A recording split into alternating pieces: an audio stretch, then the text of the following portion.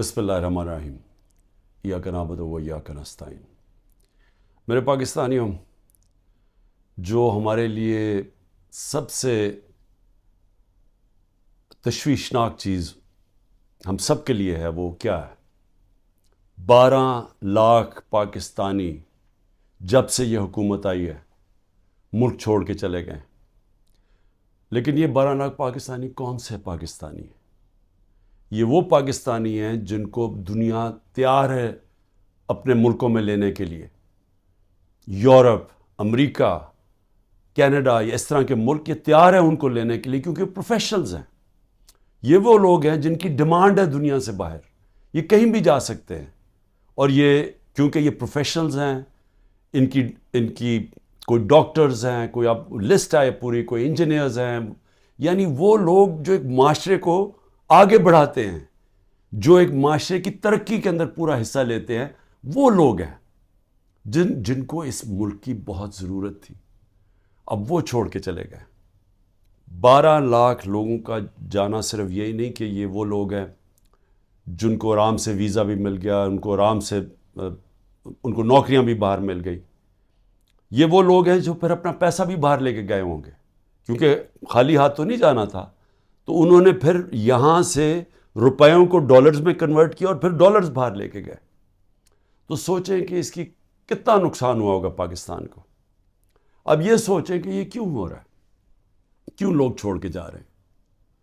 وہ لوگ، پھر سے میں کہتا ہوں کہ جو ایک ملک کی ترقی کی بنیاد رکھتے ہیں وہ جا رہے ہیں۔ وہ اس لیے جا رہے ہیں کہ ان کی امید ختم ہو گئی ہے ملک سے۔ یہ امید کیوں ختم ہوئی ہے؟ یہ امید اس لیے ختم ہوئی ہے کہ جو 30 سال سے اس ملک کو تباہی کے اندر جن کا پورا ہاتھ تھا، جو چوری کر کر کے ملک کا پیسہ منی لانڈر کر کے باہر لے کے جا رہے تھے، جن کے اوپر کرپشن کی کیسز کے اوپر کتابیں لکھی ہوئی تھیں، جن کی دنیا کے باہر ان کے اوپر ڈاکیومنٹریز، 2 BBC کی ڈاکیومنٹریز بنی تھی، جن کے اوپر باہر کے اخباروں کے اندر ان کی چوری کا لکھا ہوا تھا، اور کتابیں 3-4 کتابیں ہیں جو لکھی گئیں، جس میں کیپٹلزمز ایکلیز ہیل، ایک ریمنڈ بیکر کی کتاب، اس کے اندر لکھا ہوا ہے کہ ان کے جو پہلے دور میں 90 کی دہائی میں انہوں نے کتنا پیسہ چوری کیا تھا اور ملک سے باہر لے کے گئے تھے۔ تو یہ وہ 2 مافیاز، ان کو اوپر آ کے بٹھا دیا۔ لوگوں نے تھوڑی دیر سوچا کہ چلیں جی ٹھیک ہے، الیکشن آئے گا تو ہم ان کو تب ان کے خلاف کھڑے ہوں گے۔ پھر جب انہوں نے دیکھا کہ پولیٹیکل انجینئرنگ ہو رہی ہے یہاں، اور جو ملک کی اسٹیبلشمنٹ ان کے ساتھ کھڑی ہو گئی ہے، اصل مایوسی تب ہوئی ہے کہ وہ لوگ جو یہ سمجھتے تھے کہ اس ملک کی اسٹیبلشمنٹ چلے جیسی بھی ہے، اس نے غلطیاں کی ہوگی، مارشل لا لگے ہوں گے، لیکن وہ ملک کا سوچتی ہے، کیونکہ ان کا جینا مرنا پاکستان میں، ان کے انٹرسٹ پاکستان میں۔ تو جب وہ ان لوگوں کے ساتھ کھڑی ہو گئی اور پولیٹیکل انجینئرنگ شروع کر دی ان لوگوں کو پھر سے جتانے کی، اور مایوسی تب چھائی، نا امیدی اور مایوسی کب چھائی کہ جب انہوں نے تماشا دیکھا کہ جو ملک کی سب سے بڑی پارٹی ہے، 70% سے زیادہ جس کی ایکسیپٹیبلٹی آج پاکستان میں ہے، ساری سرویز کہہ رہی ہیں کہ یہ پارٹی جیتے گی اور قوم اس کے ساتھ کھڑی ہے، 37 میں سے 30 بائی الیکشن یہ جیت جاتی ہے پارٹی، اس کے باوجود کہ اسٹیبلشمنٹ ان کے ساتھ کھڑی ہوتی ہے، اس کے باوجود عوام بتا دیتی ہے کہ وہ کیا چاہتی ہے۔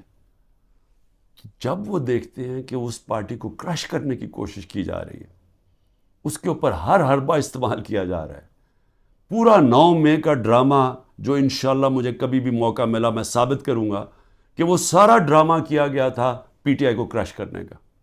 اس کا کوئی مقصد یہ نہیں تھا کہ انہوں نے کوئی غدار پکڑنے تھے، یعنی خیر اب تو ہمارے پاس ایویڈنس بھی آ گئی ہے، وہ جب موقع ملے تو ہم بتائیں گے کہ کیسے پری پلان کر کے اور پھر ایک ٹریپ کرنے کی کوشش کی گئی ہے پارٹی کو، اور پھر ورکر سارے ہزاروں ورکر اندر ڈال دیے، سینئر لیڈرشپ اندر ڈال دی، پھر وہ جو باہر نکلتا تھا صرف کہ میں جی پارٹی چھوڑ رہا ہوں تو وہ باہر نکل سکتا ہے، اور پھر یہ بتایا گیا کہ یہ فوج کے خلاف ہے، یعنی تحریک انصاف فوج کے خلاف ہے۔ کون اپنی فوج کے خلاف ہوگا؟ اچھا، اور کون اپنی فوج کے اوپر حملہ کرے گا؟ کوئی جیت سکتا ہے اپنی فوج کے اوپر حملہ کر کے؟ کیا وہ نہتے لوگ اور وہ جو عورتیں ہیں جو ابھی بھی پکڑی ہوئی ہیں عورتیں، کیا ان کے ذریعے ہم نے حملہ کرنا تھا فوج کے اوپر؟ تو یہ پورا ایک پلان، ایک پروپیگنڈا کیمپین، میڈیا کے منہ بند کیا گیا، میڈیا کے اندر پوری ایک کیمپین چلائی گئی اور لوگوں کو یہ بتانے کی کوشش کی گئی کہ یہ دیکھیں جی کتنے برے لوگ ہیں، یہ ملک کے غدار ہیں. جس طرح کے لوگوں کو نہیں پتا کہ جو اوپر بٹھائے ہوئے ہیں وہ کون ہیں. یا تو لوگ بھیڑ بکریاں ہیں کہ ان کو پتہ ہی نہیں کہ اوپر کون بیٹھے ہوئے ہیں. کیا ان کا ہم لوگوں کو 30 سال سے نہیں دیکھ رہے؟ کیا وہ لوگ جو ملک کا پیسہ چوری کر کے باہر لے کے جاتے ہیں اور جن کے بڑے بڑے محلات ہیں، جن کا بڑا اچھا رہن سہن ہے، جن کی بزنسز ہیں، جو بچے باہر ہیں، علاج باہر ہیں، چھٹیاں باہر ہیں، کیا وہ ملک سے زیادہ پیار کرتے ہیں؟ لیکن وہ لوگ جن کا جینا بھر رہا پاکستان میں وہ غدار ہے. تو کیا یہ قوم مان لے گی؟ اور مایوسی اس لیے کہ پولیٹیکل انجینئرنگ کی جا رہی ہے پی ٹی آئی کو کرش کر کے کہ یہ لوگوں کو پھر سے لے کے آئیں. اور پھر یہ جو نئے کوششیں ہو رہی ہیں کہ جی نئی پارٹیز بنائی جا رہی ہیں اور پی ٹی آئی کے لوگوں کو ادھر دھکیلا جا رہا ہے، کیونکہ انہیں یہ پتہ ہے کہ پی ٹی آئی کے لوگوں نے ان دونوں پارٹیز کو تو پاس جانا نہیں، کیونکہ سب کو پتہ ہے ان کا ووٹ بینک ہی نہیں ہے. تو پھر پی ٹی آئی کا کوئی جی یہ جو آج نئی بھی پارٹی بنی ہے اور پھر اس سے پہلے بھی کہ پی ٹی آئی لوگوں کو وہاں دھکیلا جائے. اب میں صرف مجھے حیرت ہوتی ہے کہ جو بھی یہ پلاننگ کر رہے ہیں، جو بھی یہ سوچ ہے اس کے پیچھے، کوئی ان کو تو کوئی ان کا احتساب ہوگا کہ یہ کر کیا رہے ہیں ملک کے ساتھ؟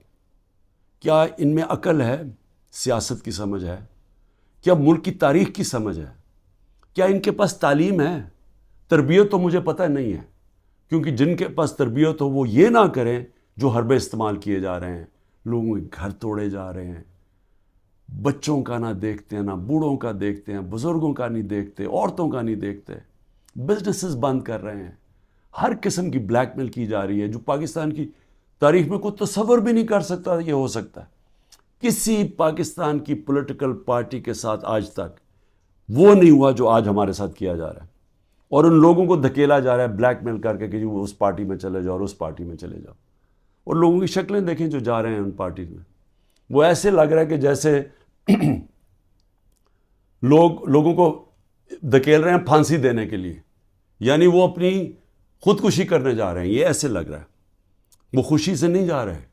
جب لوگوں کو لے کے اس طرح لے کے جا رہے ہیں بلیک میل کر کے، زیادہ تر بلیک میل کر رہے ہیں، اور ان ساروں کو کئی تو میں دیکھ رہا تھا جیل سے سیدھا وہاں لے گئے ہیں. تو وہ کیوں اس طرح ان کی شکلوں میں خوشی کیوں نہیں ہے؟ کیونکہ ان کو پتہ ہے کہ ان کی سیاسی موت ہے. ان کو پتہ ہے کہ پبلک نے ان کو ووٹ نہیں کرنا. اور اگر کسی کو شک ہے تو یہ انشاءاللہ جب بھی، اب تو الیکشن لگ رہا ہے کہ انشاءاللہ ہو ہی جائیں گے، وہ جب بھی الیکشن ہوں گے تو آپ کو نظر آ جائے گا کہ لوگوں نے ووٹ کس کو ڈالنی. لیکن میں تو وہ سوچ رہا ہوں کہ کیا لوگوں کو جو یہ کر رہے ہیں پیچھے بیٹھ کے، جو برینز بیٹھی ہوئی ہیں، کیا ان کو سمجھ نہیں آ رہی کہ گراؤنڈ کے اوپر سچویشن ہے کیا آج پاکستان میں؟ کیا ان کو یہ نہیں پتا کہ یہ پہلی دفعہ 1970 کے بعد پاکستان میں یہ ماحول بنا ہے کہ نظریہ، پہلی دفعہ نظریاتی پولیٹکس ہو رہی ہے. ووٹر نے نظریے کے اوپر ووٹ ڈال لی ہیں، شخصیتیں ختم ہی ہو گئی ہیں. آپ جو مرضی کر لیں کہ جتنے جو 1970 میں کیا ہوا تھا، بڑے بڑے نام تھے، ایسے نام تھے کہ انہوں نے کہا ہمیں کیمپین کرنے کی ضرورت نہیں ہے 1970 میں. تو ایک دم نظریہ ویسٹ پاکستان میں آیا اور 84 سیٹیں جیت گیا 137 میں سے ذوالفقار علی بھٹو. لیکن اس سے بڑا جو سیلاب آیا وہ اس پاکستان میں آیا. میرے خیال میں 168 میں سے 162 سیٹیں جیت گیا مجیب الرحمان. اور وہ کیا چاہ رہا تھا؟ انصاف چاہ رہا تھا. وہ بھی حقیقی آزادی کی بات کر رہا تھا. وہ بھی یہ کہہ رہا تھا کہ ہمیں جو ہمارا حق ہے وہ نہیں مل رہا، ہم آزاد نہیں ہیں. جو کہ آج یہ 27 سال سے تحریک انصاف کہہ رہی ہے، انصاف کی تحریک، کہ انصاف انسانوں کو آزاد کرتا ہے. تو وہ بھی یہی کہہ رہا تھا. وہ اس وقت پاکستان سے علیحدہ نہیں ہونا چاہتا تھا. اس کے آپ پڑھ لیں 6 پوائنٹس، وہ صرف انصاف چاہ رہے تھے. اور جو ہوا اس کے بعد وہ یہی ہوا کہ مس ریڈ کیا گیا، مس کیلکولیشن ہوئی، صحیح معنی میں جائزہ نہیں لے سکے ایک سچویشن کا، سیاسی سچویشن کا، اور ملک ٹوٹ گیا. آج پھر وہی ہو رہا ہے. یہ جو بنائے جا رہے ہیں لوگوں کو، اور یہ جو پارٹیز بنائی جا رہی ہیں، اور یہ جو لوگوں کو دھکیلا جا رہا ہے، اور جو ہمارے لوگوں کو توڑا جا رہا ہے، تو یہ کیا یہ سمجھ نہیں آ رہی کہ گراؤنڈ کے اوپر سچویشن وہ 1970 والا ہے؟ نظریہ کی پالیٹکس آ گئی ہے پاکستان میں. کیا یہ بائی الیکشن پہ نہیں نظر آیا کہ قوم نے کیسے لوگ نکلے ہیں، اور پہلی دفعہ sitting government back by the establishment وہ ہار جاتی ہے؟ تو ادھر نہیں اندازہ ہوا کہ کس طرف قوم جا رہی ہے، وہ اس سے اور زیادہ آگے نکل گئی ہے. میرا یہ تجزیہ ہے. وہ آدمی جس نے زیرو سے پالیٹکس شروع کی، زیرو سے، کوئی میرے باپ دادا کوئی پالیٹکس میں نہیں تھا. میں نے زیرو سے ایک پارٹی بنائی، اور آہستہ آہستہ آہستہ کوئی شارٹ کٹ نہیں لیا. حالانکہ مجھے جنرل مشرف نے آفر بھی بڑی آفر کی تھی جب میں اپنی ایک ہی سیٹ جیتا تھا کہ ان کے ساتھ مل جاؤ. کوئی شارٹ کٹ نہیں لیا، بڑا لمبا راستہ لیتے لیتے پارٹی بنائی، اور وہ پارٹی بنتی بنتی پاکستان کی سب سے بڑی پارٹی بن گئی. تو مجھے تو سب سے زیادہ اندازہ ہے جو کسی کو نہیں ہے پاکستان میں، کسی کا وہ تجربہ ہے ہی نہیں جو میرا ہے، کیونکہ یہاں تو ساری بنی بنائی پارٹیز کا حصہ تھا، یا کسی کا باپ تھا، یا کچھ تھا، یا نانا تھا، یا ماں تھی پالیٹکس میں، یا کوئی لیڈر تھے. یہ تو اس طرح بنے، یا وہ جنرل ضیاء نے اور جنرل جیلانی نے شفقت کر دی بہت بڑی ایک بزنس مین کے اوپر، اور وہ پالیٹیشین بن گیا، اور اب اس کے بچے تیار ہو گئے ہیں سارے. لیکن انہوں نے کوئی خود تو پارٹی نہیں بنائی، انہوں نے خود تو زیرو سے کوئی پارٹی نہیں بنائی. تو میں آج آپ کو کہہ رہا ہوں کہ عوام جدھر کھڑی ہے، یہ جو بھی حرکتیں کر رہے ہیں، اس سے صرف نفرتیں بڑھ رہی ہیں. اس سے کوئی الیکشن کے اوپر جو بھی کیلکولیشن ہے یہ غلط ہونے والی ہے. یہ جب الیکشن اناؤنس ہوں گے، پلان بنا ہوا ہے عمران خان کو ڈسکوالیفائی کرنا، بڑی تیزی سے کیسز آگے بڑھائے جا رہے ہیں، اور بڑی کسی تیزی سے کہ کسی نہ کسی طرح اس کو ڈسکوالیفائی کرو اور یا اس کو جیل میں ڈالو. اور وہ میں تیار ہوں اس کے لیے. مجھے پتہ ہے کہ میں نے اپنی ساری پارٹی کو بتا دیا کہ یہ اگلے ہفتے سے پوری تیاری کر لو کہ میں آپ کے ساتھ نہیں ہوں گا، تو اس کی بھی میں تیاری کر رہا ہوں. لیکن میں کچھ اور کہہ رہا ہوں، کیا اس سے یہ پولیٹیکل انجینئرنگ کامیاب ہو جائے گی؟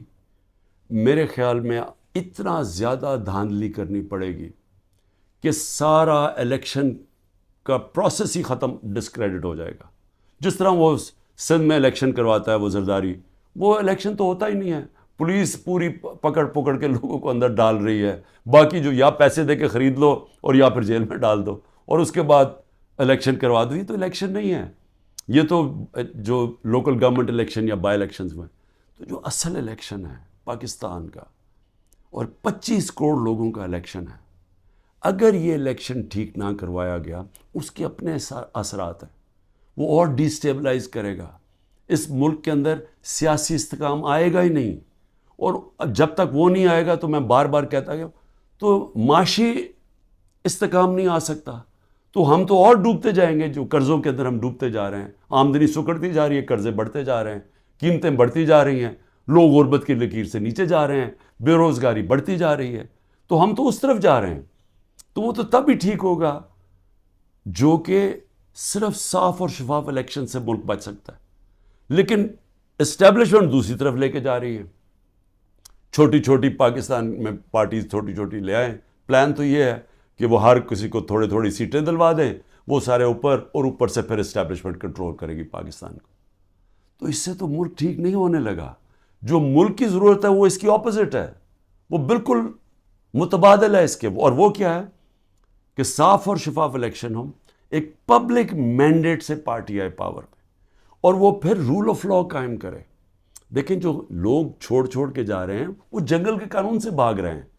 تو جب وہ دیکھتے ہیں کسی کے گھر میں بھی توڑ کے گھس جاؤ، بیوی بچوں کو پکڑ لو، رشتہ داروں کو پکڑ لو، بزنسز بند کر دو، تو خوف آ رہا ہے لوگوں کو. پہلے تو کبھی ایسے سنتے ہی نہیں تھے، نہیں تو بیچارے غریب لوگوں سے ایسے ہوتا تھا نا. یہ میں اپنی پارٹی کو پہلی دفعہ میں اپنی پارٹی کو کہتا ہوں، جو ہمارے سے ہو رہا ہے یا کمزور سے ہمیشہ ہوتا رہا پاکستان میں جب طاقتور کے سامنے کھڑا ہوتا ہے. اور اسی لیے ملک آگے نہیں بڑھ سکتا، کیونکہ اس ملک کے اندر انصاف ہی نہیں ہے. تو یہ تو انصاف کی ساری حدیں ہی توڑ دی ہیں. یہ تو وہ نظام آ گیا جو کہ ہم کوئی تصور ہی نہیں کر سکتا تھا کہ پاکستان یا دنیا کی کسی جمہوریت میں آئے. تو جب اس طرح کے حالات ہیں تو لوگوں کی نا امیدی تو بڑھنی ہے, مایوسی تو بڑھنی ہے, لوگوں نے تو جانا ہے چھوڑ کے. اس لیے میں آخر میں یہ کہنا چاہتا ہوں کہ یہ جو ایکسپیریمنٹس کر رہے ہیں یہ پہلے فیل ہو چکے ہیں, اور اس ملک کے اندر جو 90 کی دہائی کی سیاست تھی وہ ختم ہو چکی ہے. جو جنرل مشرف نے کاف لیگ بنائی تھی وہ دن چلے گئے ہیں. یہ دوسرا دور آ گیا, اور اس دور کے اندر سب سے ایک ہی راستہ ہے کہ صاف اور شفاف الیکشن کروائیں اور اس ملک کے اندر اسٹیبلٹی لے کے آئیں, ایک سیاسی استحکام آئے, اور اس کے بعد پھر معیشت کو ٹھیک کریں اور ملک کے اندر وہ ریفارمز کریں. اس ریفارمز کے بغیر پاکستان اس دلدل سے اب نہیں نکل سکتا. پاکستان کو سرجری چاہیے.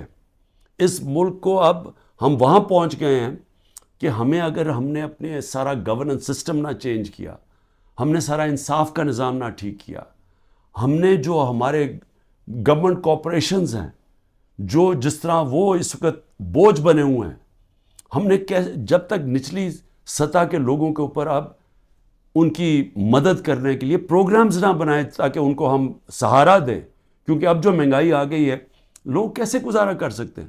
اور جو ہم نے ہیلتھ کارڈ لے کے آئے تھے, سوچیں کہ پہلے ہی گزارا نہیں ہو رہا تو اگر بیماری ہوگی گھر میں تو اگر آپ ہیلتھ کارڈ ہی لے جائیں گے, ہیلتھ انشورنس, وہ کیسے گزارا کریں گے.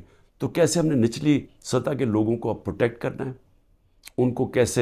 ان کو ہم نے معاشی طور پہ ان کی حفاظت کرنی ہے ٹارگیٹڈ سبسڈی سے. کیسے ہم نے اپنے ملک کے اندر ڈالرز کی انٹیک بڑھانی ہے, وہ کون کون سے قدم ہیں. کیسے ہم نے خرچے کم کرنے ہیں. کیسے ہم نے اپنا گورننس سسٹم ایسا کرنا ہے کہ باہر سے انویسٹر پاکستان آ سکیں. کیسے ان کو اعتماد دینا ہے اپنے رول آف لاء پہ کہ ہمارے یہاں اس ملک کے اندر آپ اگر اپنی سرمایہ کاری کریں گے تو ہم اس کی حفاظت, ہمارا قانون اس کی حفاظت کرے گا, لیول پلینگ فیلڈ دے گا, وہ کنڈیشنز دے گا کہ جب اب مثلا چائنا سے جب انڈسٹری ہم چاہتے تھے کہ پاکستان آئے, تو میری جب پریمیئر لی سے ان کے بات ہوئی تو انہوں نے مجھے کیا کہا, انہوں نے کہا دیکھیں مسئلہ یہ ہے کہ پاکستان میں ہمارے سارے انڈسٹریز کہتے ہیں کہ ٹائم بہت لگتا ہے, یہاں کام ہی نہیں ہوتا آپ کی, بڑا سلو ہے آپ کا سسٹم. جبکہ وہ ویتنام جاتے ہیں, اور وہ بنگلہ دیش کی بھی بات کر رہا تھا کہ وہاں بڑی جلدی ان کا کام ہو جاتا ہے انویسٹر کے لیے. تو ایک انویسٹر کے پاس ٹائم نہیں ہوتا. تو یہ ہمیں ساری اصلاحات کرنی پڑیں گی, اور اس کے لیے سب سے بڑی ضرورت ہے کہ صاف اور شفاف الیکشن سے ایک مضبوط, ایک سٹیبل حکومت آئے. سٹیبلٹی اب صرف ایک طرح ہی آئے گی, صاف اور شفاف الیکشن, اور یہ پولیٹیکل انجینئرنگ کو مسترد کیا جائے. پاکستان زندہ باد.